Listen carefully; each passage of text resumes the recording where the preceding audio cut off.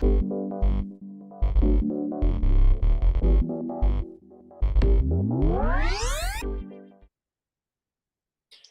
golden age of America begins right now.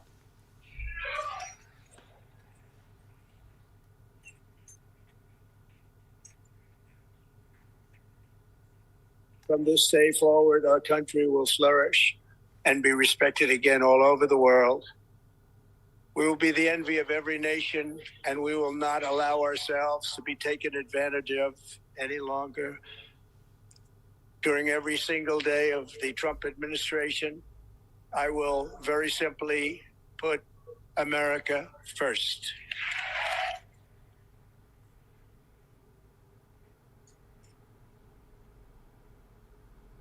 I think it's sovereignty pausing. Oh, there we go. Will be reclaimed. Our safety will be restored. The scales of justice will be rebalanced. The vicious, violent, and unfair weaponization of the Justice Department and our government will end.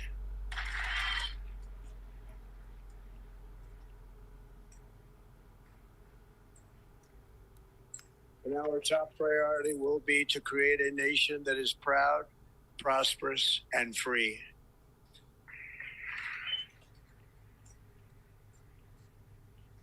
America will soon be greater, stronger, and far more exceptional than ever before. That sounds like the $6 million man, doesn't it? Greater, faster, stronger. Confident and optimistic that we are at the start of a thrilling new era of national success. A tide of change is sweeping the country. Sunlight is pouring over the entire world. And America has the chance to seize this opportunity like never before. But first, we must be honest about the challenges we face. While they are plentiful, they will be annihilated by this great momentum that the world is now witnessing in the United States of America.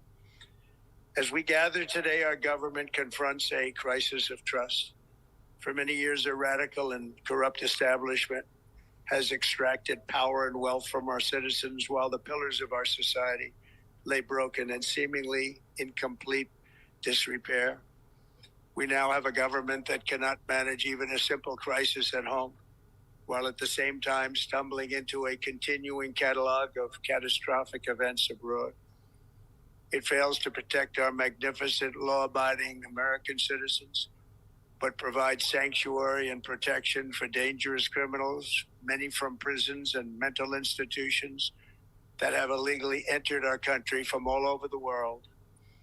We have a government that has given unlimited funding to the defense of foreign borders, but refuses to defend American borders or, more importantly, its own people.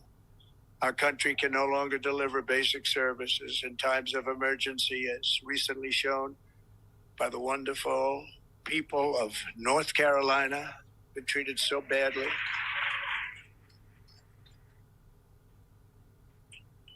And other states who are still suffering from a hurricane that took place many months ago. Or more recently, Los Angeles, where we're watching fires still tragically burn. From weeks ago, without even a token of defense, they're raging through the houses and communities, even affecting some of the wealthiest and most powerful individuals in our country, some of whom are sitting here right now. They don't have a home any longer. That's interesting. But we can't let this happen. Everyone is unable to do anything about it. That's going to change. We have a public health system that does not deliver in times of disaster, yet more money is spent on it than any country anywhere in the world. And we have an education system that teaches our children to be ashamed of themselves in many cases, to hate our country despite the love that we try so desperately to provide to them. All of this will change starting today, and it will change very quickly. So that's right there, Brent. That's right there. I think that's enough. Yeah. Great. So that was quite the speech. I mean, it goes on for a bit longer, but I mean that's a good taste of what was said there. Yes. Yeah. Yeah. Well, I want to thank everyone for tuning in to PWD Allies podcast. My name is Brent Frain. I'm the host. And as you've heard, the now 2.0 version of Donald Trump, I say version, because he wants to make America great again, twice over. Mm-hmm. How is that going to have an impact on Canada? I mean, tariffs, the tariff threat is real. But the point is there going to be a pause on that for a while? It looks like there might be a review on how much tariffs will be imposed in. The question is it going to be 25%? Is it going to be 20, 15, 10%? Mm-hmm. The President of the United States had told Canada to tighten the borders, and there was a whole list of things that he wanted done. The number one part was tighten the borders of these security measures, and in exchange, the tariffs won't be there. So, the impact of, that's, what he wants done. But in retaliation is that the tariffs are going to affect the United States, and they're going to affect Canada. They're going to affect Mexico. They're going to affect China. I think work together. Figure out a solution rather than the cost of every single thing, folks, is going to go up, except for PWD's, their standard of living. There's always an excuse, I noticed. We're going to crater. We'll dive into that part because of the repercussions. We're definitely going to crater because there's always that excuse by politicians, the reasons why not to raise disability rates. When they used to be a pension, just for our viewers that are tuning in now, maybe they haven't watched our podcast before, PWD income assistance rates, they're means tested now. They never used to be back in the early 1990s. They were actually a pension at one time, but the administration back in all the provinces decided, or that have the PWD designation, decided to change it. And that's where when we talk about pink unicorns, because they got changed from a pension to a non-pension. What I want to see done is to remodernize the system. The system was fine the way it was. It basically protected the person's. It wasn't a guarantee. Well, it was a guaranteed income basically back in the 1990s. Now it's not. Mm-hmm. I want to see it indexed to inflation, cost of living adjustment. Well, you know what, Brent? I didn't even know we were going to really talk about PW rates today because we're going to try to do a fast and loose podcast today. So, just because you mentioned it, and I just so happened that I was trying to find, because the other day I think it was when we had Cheryl on. You talked about the Maytree report, how they had everything listed as the historical record of all of the rates and how they've the rate tables have over the years, as it's gone up a little bit or down a little bit or whatever, the historical record of it. And so I tried to find something similar, and I did find something, and it was actually courtesy of Paul Gilbert over at BC Disability Caucus. I found something that he posted, and you mentioned that the rates have been kind of stagnant, and I'll prove it to you because if you look at the earliest that Paul Gilbert was able to dig up was 1987, and starting at that point, the yearly amount for a single person. So this is a yearly amount. It was around, it kind of fluctuated between $14,000 and $15,000 a year. $40,000 and $15,000 a year. Way back in 1987. Oh my. Okay.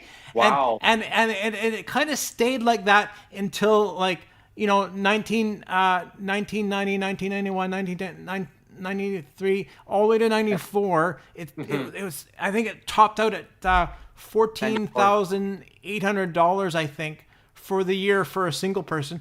And you got to think, BC right now in 2025, the top amount is like just barely. I mean, it's not even 15,000, is it? It's 16. Actually, 16,000. Is it now? Okay. Yeah, I'm gonna look at actually. It got me curious. So 1483.50, and we'll times that by 12. Okay, you're right. Yeah, so we got. Okay, so it is higher. Yeah, but let me show you some fancy pink unicorn math there, Brent. Because if you take that $14,000 or so, that works out to about $1,200 a month, right? Mm-hmm. And if you consider that was back in 1987, if you factor in the rate of inflation, guess how much that $1,200 is worth? $1,200 a month is worth now. Ooh, a lot. Guess how much? Oh, geez, over 2,400 maybe. 27. Higher. I'm gonna be like Bob Barker. Higher. 35. Almost. It's 33. It's over 33. Like it's 34. Probably 33.50 or something like that. So 33 higher lower. $3,300, like roughly like 35 or 33.50. Almost think roughly. We're playing the Price is Right. That's right. That's right. But what's the price, Bob? Can you imagine that though? No. Wow. It's worth $3,300 plus. So basically, the BC government owes PWD the difference from way back when. Yeah, like we're basically at half of what. Oh. Think about that. We're at 50% of what the rate of inflation says we should be making. We're at 50% of that. Mm-hmm. Yeah, it's disgusting that the rates are way below the poverty line. I mean, and when the stats Canada comes out with their formulas, it's so misleading because it does not include the actual true cost of housing. It doesn't try to cover the cost of food, your basic necessities in life. And of course, that's without a disability. I mean, those costs are even higher for a person with a disability in Canada. And so these rates are so far out of whack with reality. But, with the incoming president now, the tariffs, they're a real threat. I mean, it's going to affect the cost of living in BC and across our beautiful country. In every single province, everyone's going to feel the impact of it to some degree. Now, if it's not 25%, it's still going to be, if they don't do 25, they go with a different number, it's still going to have a huge effect. But each premier is going to have an excuse why not to raise the rates. They're going to say economic uncertainty. Yeah, so it'll be a built-in excuse. But I know there's a lot of people that don't like Trump, but let's be fair and realize that this isn't all on Trump. Like, Trump let everybody know well in advance. Like, he let Justin Trudeau know in advance. He let everybody know in advance. Like, if you don't tighten up your borders, I'm going to unleash these tariffs. Now, because a big problem is drugs. Donald Trump has gone on record saying like the flow of drugs is just stupid, and guess who's responsible for that? We all know who's responsible for that, don't we? It's Justin Trudeau. Yep. Federal government. It's all on him, and guess what? You have David Eby, who's a bedfellow of Justin Trudeau. They're just like kissing cousins. They love each other. So there's carbon copy policies of like let's have open season on all the drugs and have like these just have drugs available. Whoever wants them, and it's just stupid, right? So it falls on the shoulders of Justin Trudeau, and it falls on the shoulders of people like our premier David Eby. I mean, David Eby I mean, he's gone on record. I think it's been the last 1 or 2 months. He kind of went whoops, right? I mean, right? He kind of went whoops. We shouldn't have done that about the drug policy. You know, my bad. Whoops. You know. Yeah. But I mean, that he left it like that for a long time.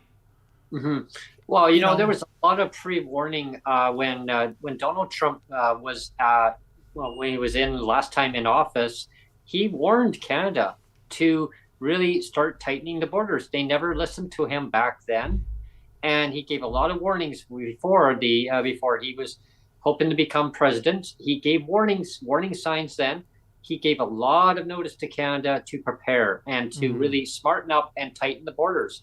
They're scrambling around and we're going, what do we do? We take this gentleman seriously? Like it's real, like a real threat on the economic war. I mean, as David Eby, the Premier of BC, would say, he calls it an economic war, which he is partly responsible for, because he's the one that unleashed, like, everybody gets free drugs, and that's on him. So you have another clip from CKNW. We should play that because it's all about border security. I'm just going to pull that up here, and we'll just play that. There's CKNW. Michael Smyth is it's the Michael Smyth show in BC here. Okay, and I'm going to play this little clip here for our listeners. So let's hopefully I got the right one here. And here we go. Mar-a-Lago, we're having dinner talking about it. I said you have to close up your borders because they're coming in the northern border too a lot. Not like the southern border, but they're coming in the Canadian border a lot.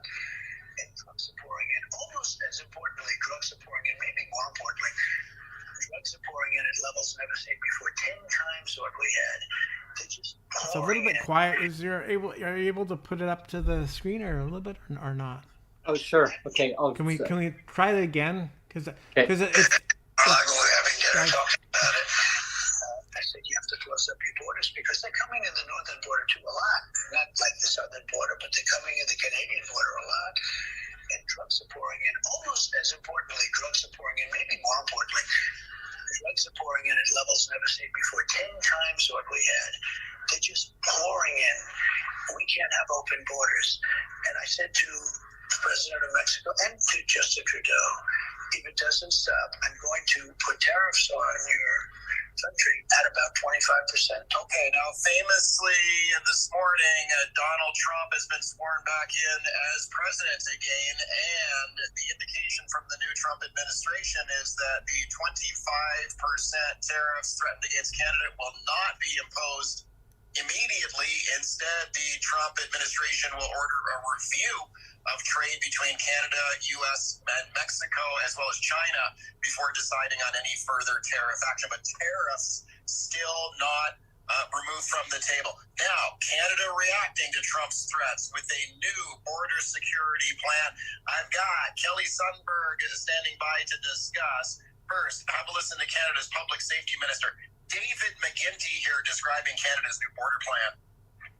We've deployed 16 new drones along our border with the United States, and we will be deploying additional surveillance towers.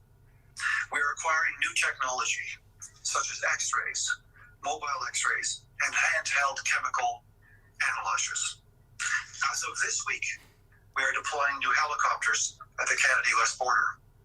Okay, let's discuss now with my guest, Kelly Sundberg. Kelly sounds impressive, right? Calgary's Mount Royal University.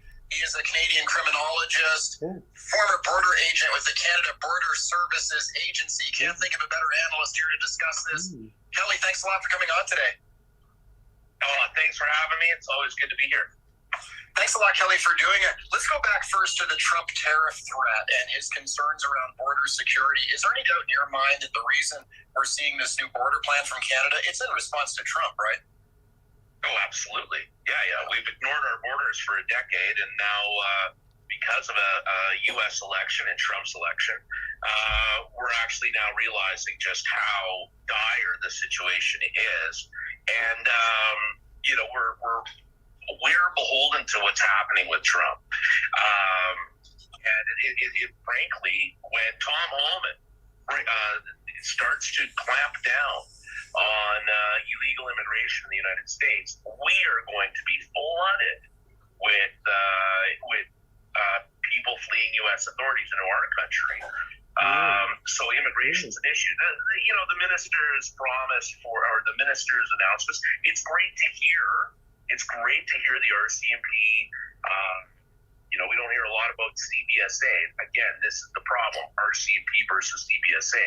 But 2 Black Hawk helicopters, towers, 60 some odd drones, dedicated ERT teams on those Blackhawks, the emergency response teams from the RCMP.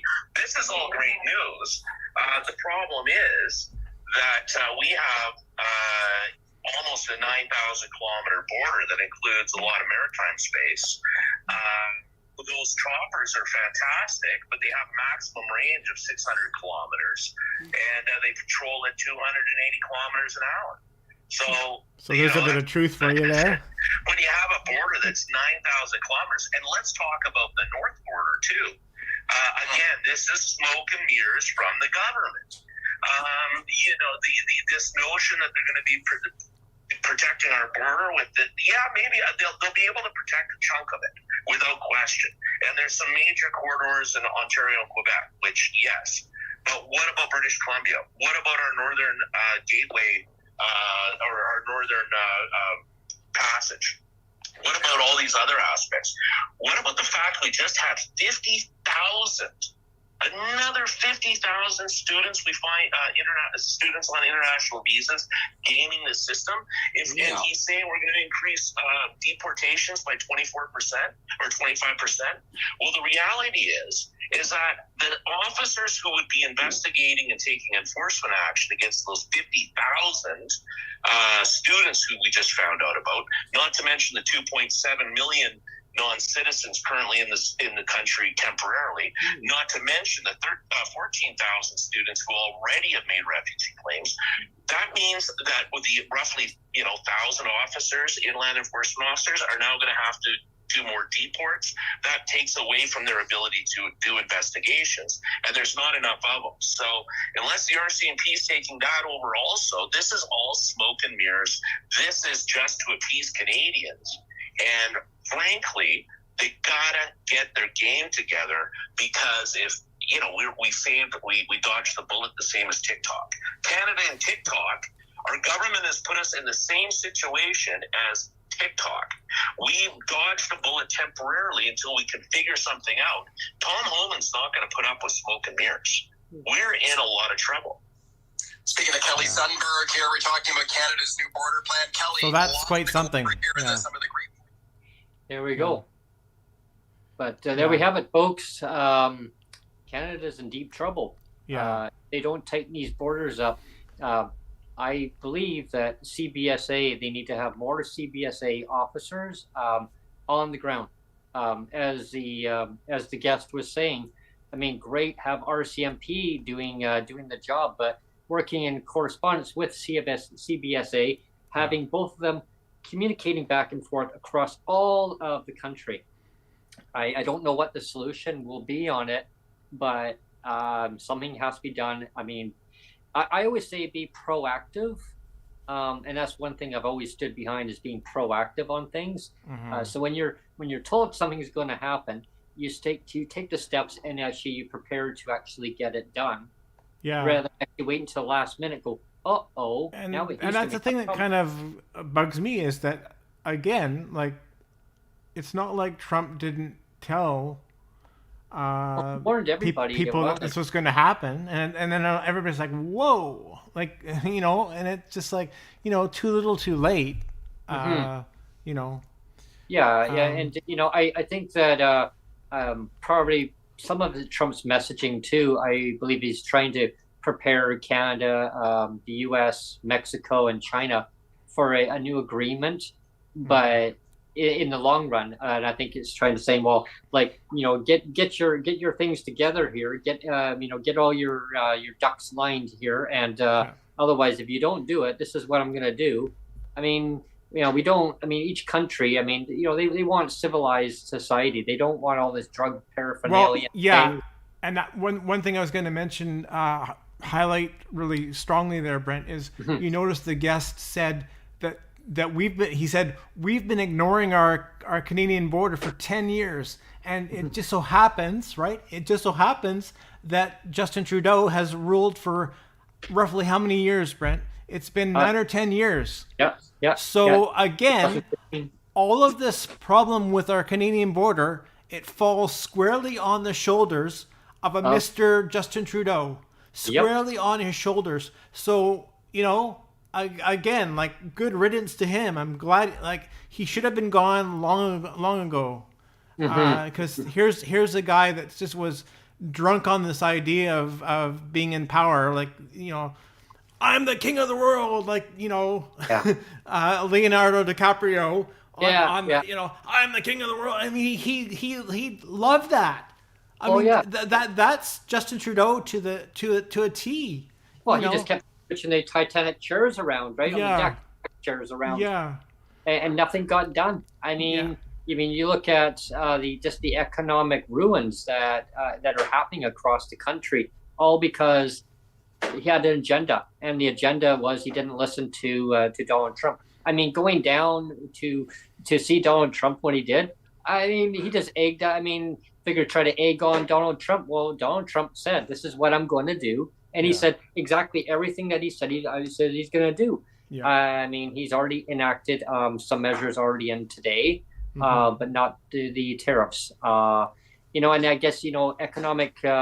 The outlook is not looking good for Canada or the United States or Mexico or China. I mean, this is going to have a whole ripple effect. I mean, and yes, I mean, David Eby did say that they're having to tighten their belts for the government in preparation of what's going to happen with the tariffs. When I say tightening the belt, he said that he's given marching orders to all his ministers to look through all the ministries and look where there's inequalities, where they can tighten the belt. Well, number one, and this is going to be another big debate, but number one, so you want to tighten the belts. So you don't go ahead and give all your MLAs and all your ministerial staff a huge pay rate increase. Yeah, I mean, that's a bad look too, right? Yeah, and then you say, well, we need to tighten the belts. Well, what about your citizens? What about seniors? What about people with disabilities? People low income? I mean, all these jobs that people working at these low income jobs or other jobs, they're all going to be collapsing. And then Eby promised a grocery rebate now too. Yeah, and, now he's like, oops, no, I don't think I can deliver on that now. Oh yeah. And that's that's like egg in the face. You ran on a promise in the campaign. Like I always say, if you're going to promise something, deliver on the promise. It's like Justin Trudeau when he promised the CDB. 5 years later, folks, guess what? It's nowhere to be seen. July of this year. Well, all the regulations haven't even been finalized on it. But David Eby wants to pedal back on just a grocery rebate. People are suffering across the country. I mean, let alone even if you're not a person with disabilities, people are suffering. I know there's stats always come out saying what people are living like $200 away from not being able to pay their bills. That number needs to be changed. It just drives me batty when I hear about that. That number, 200, try $25 or even less than $25 per month. A lot of people are beyond struggling. I see it all the time on social media. I hear my neighbors talking to me about it, that they have to decide very soon. I mean, the rent increase notices that people are getting for this year are already starting to come out. People are having to decide, do they live in their car? Do they live, or they pay their rent? Do they buy their medications, or they buy their food? Do they pay for just their basic necessities? Where do they cut back?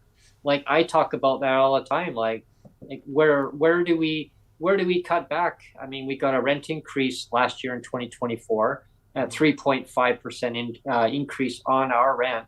The money, we didn't get an increase. So what do we do? Do we cut back on telecommunications? Do I cut my internet?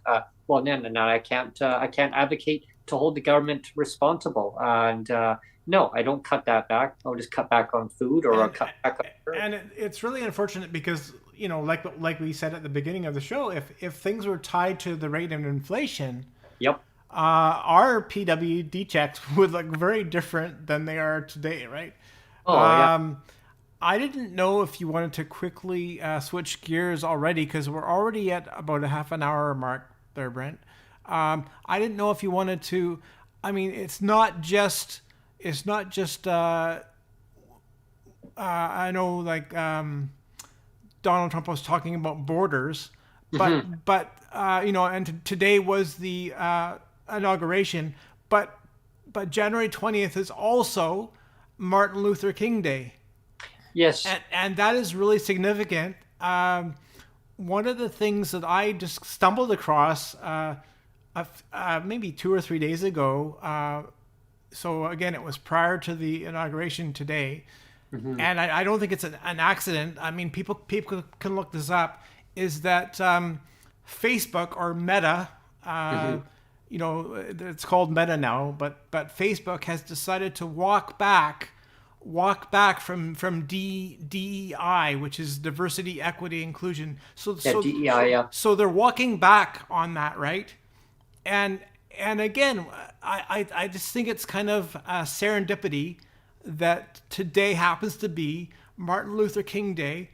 And here I'm gonna give my opinion. I'm gonna give an opinion here. Yeah. And I'm gonna say that Martin Luther King version of equity and equality is 1,010% better than any DEI that exists right now. I mean, you have to remember that what Martin Luther King stood for, when was it? 1960 or? I have to look that up now.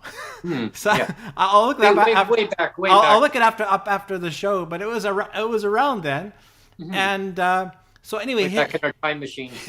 his version of equity and inclusion and equality is what makes Martin Luther King different than the DEI crap that we get today is that it was focused on that it's the person, like every person is a human being. He was focused on a human being, and that everybody's equal in the sight of God. I mean, he was a reverend, right? So I mean, he was a believer in God, a man of the faith, and his thing was that everybody's equal in the sight of God, and that's important. Like now you have DEI, which, I mean, it's like all you're doing is checking a box. Like, are you a person of color? Check. Are you a person with a disability? Check. Are you a whatever? It's all like check. It's not about are you a human being? I'm going to treat you like a human being. With the rather than classification. Yeah, it's like how many checkbox do you fill? Yeah. And so that's my. I mean, on what do you want to call it? In theory, I think DEI is potentially a wonderful thing, but they've screwed the pooch with it. Let me tell you, they've screwed the pooch with it. It's a bastardized version of supposedly a good thing. They've screwed it up because now they've got everybody in these little boxes saying you've got to fit this little box, and then you got to fit in this other little box, and if you've got two things wrong with you, if you're racialized and a person with a disability, then you get a smaller box, right? It's not about let's value this person as a human being anymore. It's about let's see how many boxes we can stuff you into, right? My gosh, yeah. And it's just so stupid. Like, how did we get to this point of utter stupidity? So I don't think it's a coincidence that Facebook, knowing that Trump was coming into power and knowing that today is Martin Luther King Day, I think it's wonderful serendipity that everybody's starting to wake up to the fact that, they got diversity, equity, and inclusion wrong. Because instead of making it what it should be, of really valuing the person and actually valuing equity and inclusion and diversity and all of it. Yeah. Instead, they painted huge targets on everybody. The more boxes you tick, the bigger your target is now. You know what I mean? Mm-hmm, absolutely. Instead of saying, you know what, you're a human being, Brent, and you're a human being, Neil, and because you're a human being, you deserve this. Mm-hmm. That's what Martin Luther King stood for. Mm-hmm. That was Martin Luther King's idea of what it meant to be, what it meant to be a human being and what it meant to be like a respected person on the planet. Yeah, not treated differently at all. I mean, just accept the person for who they are and not devalue a person. And I think society in general has lost touch with that. Totally. It's like classification. It's like the government saying, "Oh, well, you can have, but you cannot have because you choose to have this, but you want that. You gotta not have this in order to have that." They've just lost their touch.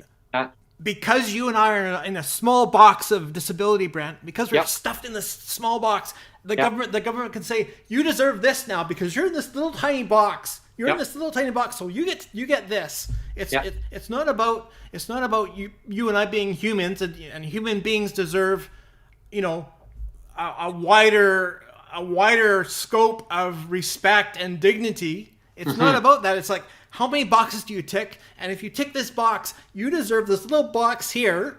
Yeah, we'll stuff you over. We'll stuff you over on this pile here. The little box you tick that box. That's the version of DEI that we have today, and it sucks. I'm on record as saying it sucks. I don't like it. It sucks. It does. I want to go back to Martin Luther King because he's the one that had it right. Let's go back to Martin Luther King, please. Because the DEI of 2025 and whatever 2020 and 2021 all the way to 2025 it sucks. They've screwed the pooch so bad. Like I hate it. I hate it. And that's how I look at governments too. I get so many different conversations. People say, I watch your podcast all the time. I mean, this is like fabulous information that you guys put out there and hold the governments to account. And again, I'll refer to one of our listeners, our viewers, to go back and listen to the broadcast that I had with Cheryl Hardcastle just recently. And she mentioned about holding governments to account and saying, what are you going to do? What are you going to do to change things? And so here's a challenge for every single premier in Canada. Okay, here's a challenge for you in year 2025. We're now at January 20th, 2025. Here's a challenge for this year for every premier. Raise the rates above poverty level. Mm-hmm. Okay. And if you don't know what poverty level is, come on to my show. We'll talk about poverty level. Here's a challenge. Yeah, we will teach you. Yeah. So here's a challenge. I want every single province to be having no less than poverty level. It can be done. No excuse to say, well, we can't afford it. Actually, there are ways of affording it. It's called mismanagement on the province's finances, right? So if you can afford to give all your, I'll just use BC as an example because we're in BC. If you can afford to give every single MLA $60,000, okay? Well, oh my God, yep, okay. And all your ministerial staff, all wage increases and tied to inflation. Don't get that wrong. Mm-hmm. And all the mayors now in BC. I mean, they're making more than the premier makes. They're making more than the prime minister makes, up to $500,000 per year, and that includes they're sitting on all these other boards and directors. The premier, they don't get paid all this extra money. They go to all these meetings. They don't get paid all that stuff. Mm-hmm. So it's mismanagement on the government purse. It all has to change. And so I want you to treat PWD with respect in each province. Bring them up to a dignified level so that people have enough to pay their monthly rent. They're not homeless any longer, or they're not fleeing violence because they're living in deplorable housing. And so now they're stuck into that rhetoric of trying to find cheaper housing because you can't afford the more luxury housing. Why shouldn't people get to live in any kind of housing they want? Make it affordable. I mean, you go after the corporate landlords. I can tell you, I made another episode itself talk about corporate landlords. I mean, I argue with about my corporate landlord all the time, saying, well, I want to move into another place. My neighbors are making my life a living hell. Oh, no, the owner doesn't want to drop it down. They've already taken an $80 loss. Well, hello, folks. Guess what? That unit is still sitting empty since last year. But the owner's taking a loss, an $80 loss. Well, how about we pay what we pay for rent there, here, over there? A loss is not a loss now. Maybe if you ticked another couple boxes, Brent. Yeah, exactly. You would qualify under DEI policy if you just ticked another couple boxes. Yeah, exactly. They would say, okay, Brent, now you qualify. It all comes down to greed, corporate greed, right? And that's what it is. It's all about corporate greed. I think they just have to have a complete reset on the whole industries, rebuild the ministry services, put them back to what they were pensions before. You look at seniors who have disabilities. Once they reach a certain age, they don't get the PWD status anymore. They still have disabilities. They're still a senior, but get this, they get to live and pay subsidized housing rent. 30% of your income goes to rent. Why do PWD not have that?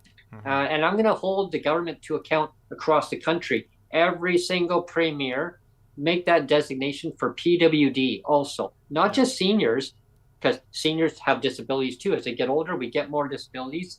I'm not a senior yet, but I'm saying as we get older, we're getting there though. We will all be in that classification. Yeah. So let's be proactive. Let's actually change the system now so that we keep people housed, not unhoused, living in very deplorable situations on the street where it's bitterly cold temperatures in the winter. They're living in their vans. They're living in bus shelters. They're living on doorways of businesses. You go downtown Victoria, and I can tell you, it's not a good situation that people are, going through.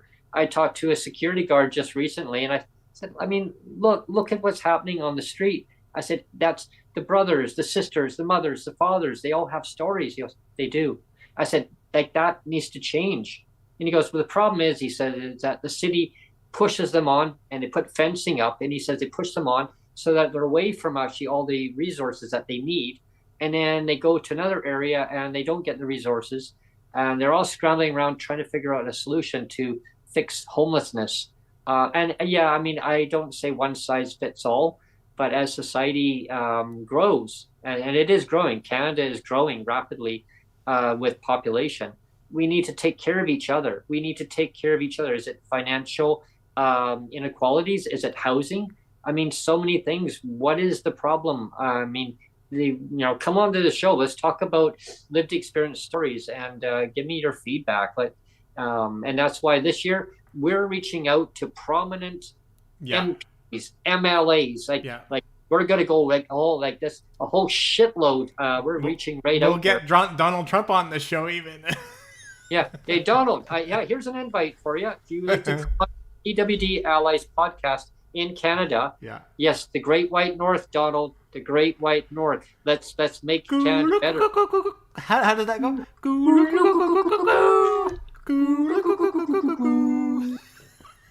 Hey, Donald. I remembered it.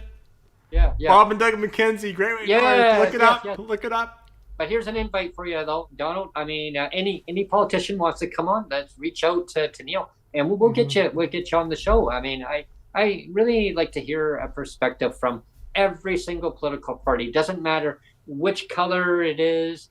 I stay neutral. I want to hear all sides. I like to hear what is their perspective of changing things for the better for people and society, making sure nobody's living in poverty. Poverty should not exist in Canada.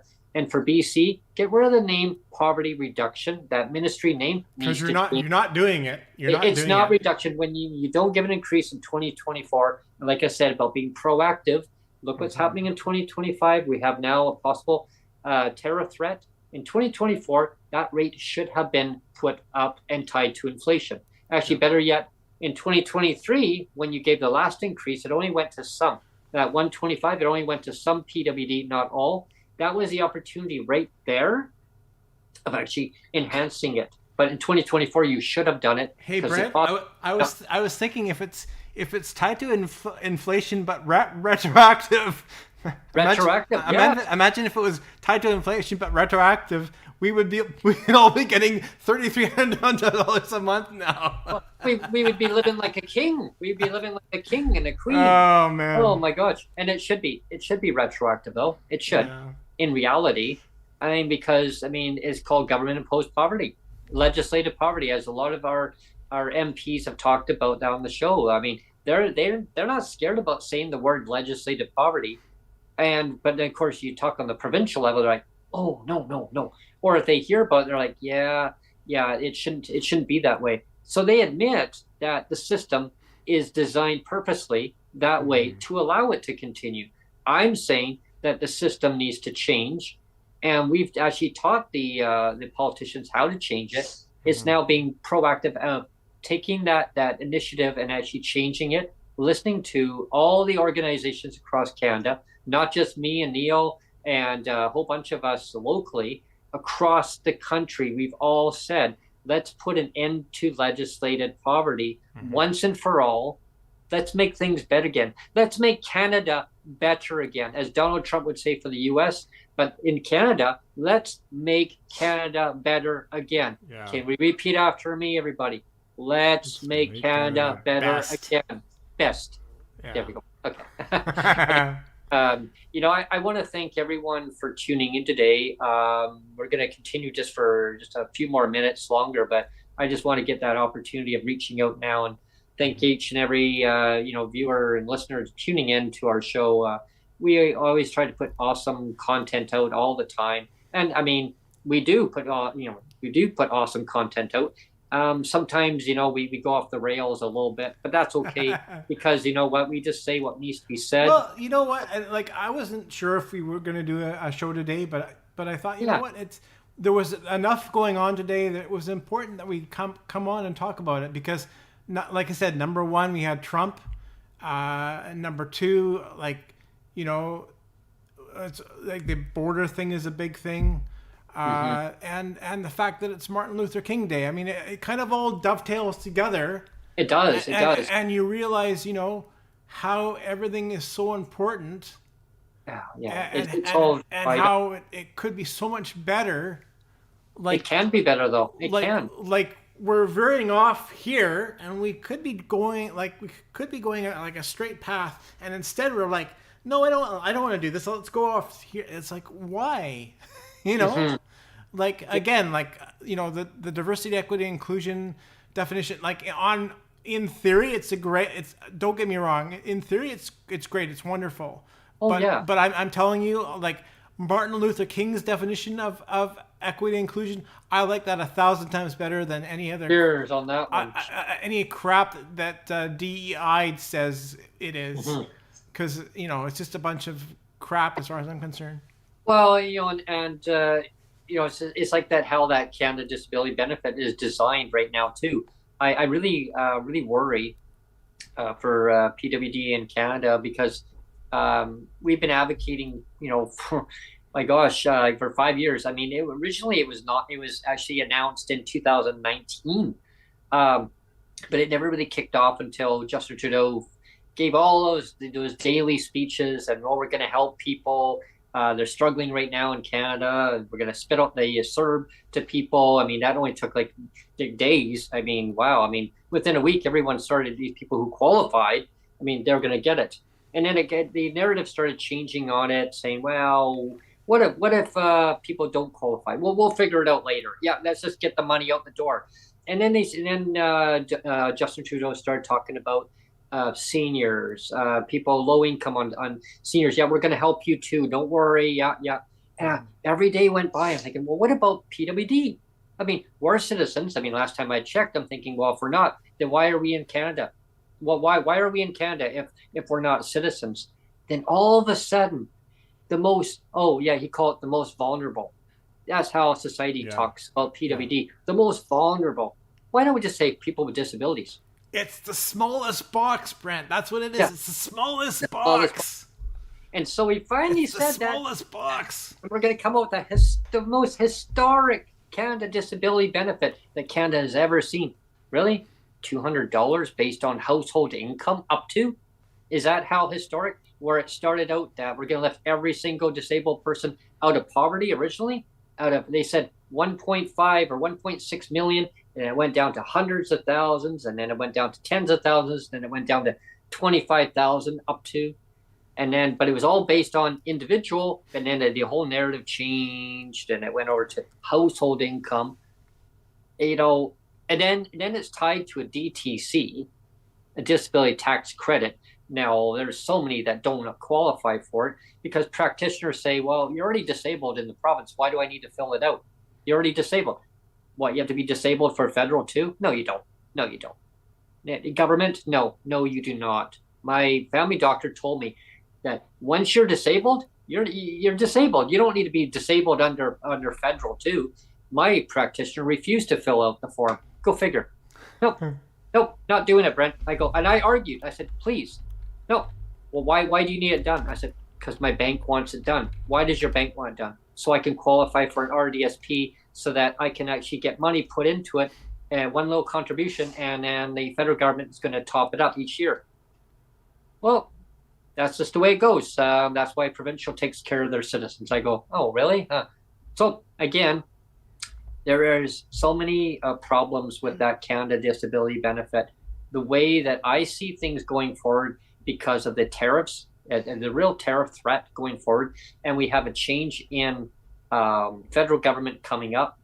So where it stands now is that federal government is probed until they find a new leader who's going to replace Justin Trudeau. There's some front runners going on. Who knows what's going to happen, who's going to be. It doesn't matter who it's going to be, because as soon as that happens, the first opportunity when they get back into the federal, into the parliament, they're going to have a confidence vote. And so whoever the new leader is, it's now going to collapse the government and they're going to go into an election. Now, the crystal ball basically says that right now, I mean, things could change, but they're saying that we could have a conservative government, a majority federal conservative government. Now, we all know what the federal government thinks about the Canada Disability Benefit. Is it going to be a UBI and help every single Canadian? Or is it going to be geared to just the Canada Disability Benefit for PWD? And if it is the Conservative government going to change that language and that regulations, the $200 based on household income, and go and change it? What all the MPs who have been advocating, and PWD across Canada have been advocating, and all the organizations have said too, and doctors, nurses, you name it, practitioners, I'll just say all the above, they've all advocated saying do not use the DTC as a stumbling block, make it streamlined. I mean, MP Mike Morris was on record stating many times that it was actually, he was excited because that was one of his amendments that was accepted in committee, that they would not make the DTC as a requirement. And kudos, Mike, thanks for advocating on that. I know he's not going to stop. I know he wants to get that changed back to the way that it was accepted. I mean, who in hell's name would actually go against that and actually say, oh yeah, that's like me saying, Neil, so I'm doing a podcast today, and then coming along, actually, no, we're not, Brent. Oh yeah, we are. No, we're actually not. I actually have another guest coming on actually with you. You didn't know that, but the guest is coming in saying I'm taking over the show. Well, what the hell? And yeah, it's been prorogued. Well, yeah, I mean, and that's like saying, like, here you go, Mike. This is nice. This is nice to have this, and then all of a sudden, oh no, we're changing it. We're taking it away. Or that's like saying to the disabled, in BC, yeah, you have a pension.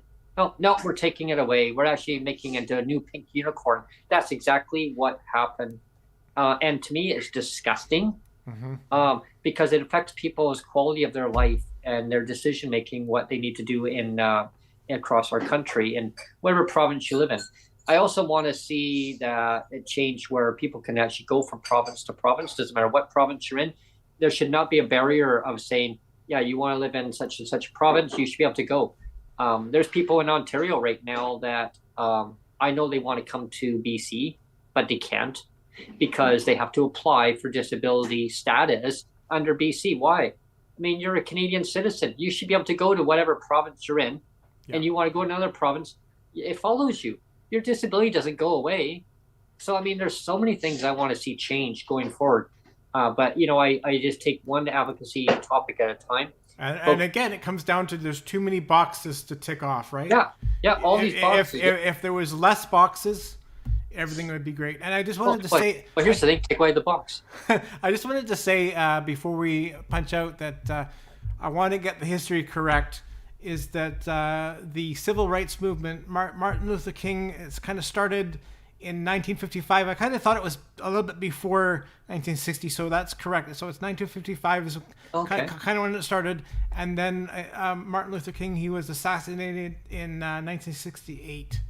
So that's the history. And I was pretty sure that 1960 wasn't quite right. I thought it was a bit before that. And it was. It was 1955. 1955, yes. When everything kind of started right around then, yeah. That reminds me of the movie Back to the Future, Neil. 1955. That's right. Yeah. I remember that line there. I want to be mayor. Let's go back to the future, Brent. And I wish we could go back. And we'll talk to the old version or the younger version of Mike Harcourt. Oh yes. And say, you know, don't be an idiot. Don't be a bigot. You know, don't start clawing back protected pensions. You know, that's being a jerk. Please don't be a jerk, Mike Harcourt. Because you know what? Like 30 years later, everybody's a jerk now. And nobody cares. It's like, it's okay to be a jerk. It's okay for government to be jerks. It's okay. It's okay. Yeah, they say, oh, because they did it. I mean, we can just continue the trend. Mike Harcourt did it. You know. Yeah. So he was a jerk. It was okay for him. So let's keep being jerks. Yeah. You know, and when I remember when I applied for disability, I fought and I fought and I fought. I fought my mom. I fought my doctor. I fought some other practitioners who I was seeing at the time. And I said, no. I was defiant. I said, no, I'm not applying for it. I wanted to be self-sufficient. I said, no. I said, I can do this. I can do all these things. And I was told, well, over time, yeah, you can do them. But for how long? What are you going to find out in life when you can't do certain things? I said, oh, sure. I said, my mom had said, well, Brent, if you put your mind to certain things, you can do things, but then your body's going to tell you over time that you're not going to be able to do things. I said, oh, no. I said to her, no, what are you talking about? I said, Brent, you know, I mean, look at my age. And she said, when you get to my age, you know, you're going to realize and you're going to look back and you're going to say, oh, I guess she was right. And so I look back now and I you know, and I say, whoa, gee, yeah, she was right. I mean, there's certain things that I still would love to do. And there's certain things that I can do, but over time, you know, mind over matter, you do the best you can and you just kind of go with life. And I just take things in stride the best way I can. But I've also learned in life to stand up for myself, stand up for what I believe in, stand up for a lot of things. I know that there's a lot of people with disabilities right now that, you know, they would love to basically have their voices heard.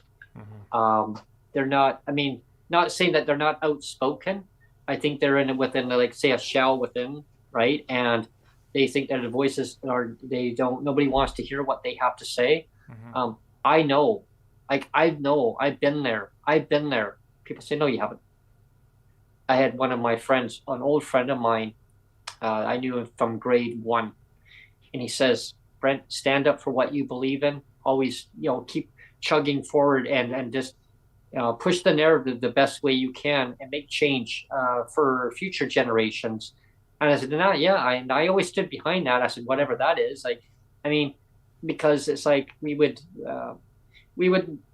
work on a puzzle and this and that, and then kind of look at things and I was having some trouble with coordination of this and that. And he noticed that over time. And he says, why are you having trouble with that? And I said, it's just hand and eye coordination. Mm-hmm. And he says, okay.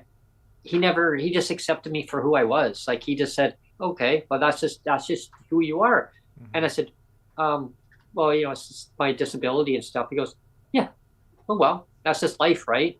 And he goes, I have a disability too. I goes, I'm hearing impaired. Oh, okay.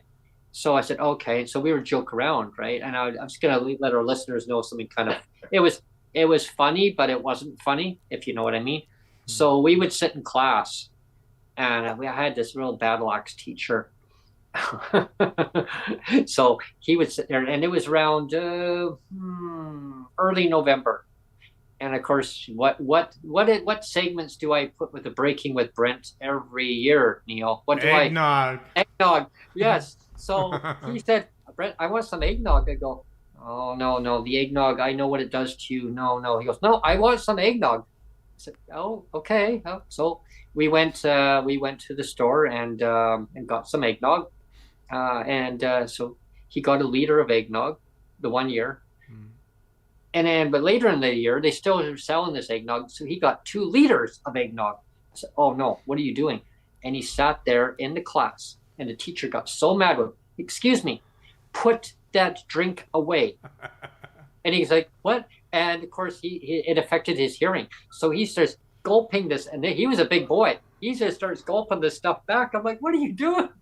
He chugged the whole liter back, and the teacher's yelling at him, and he's just like, looking at the chalkboard, and I'm looking at it. She asked you a question, and he didn't even respond to me. He didn't hear me. Yeah. It literally blocked out his hearing.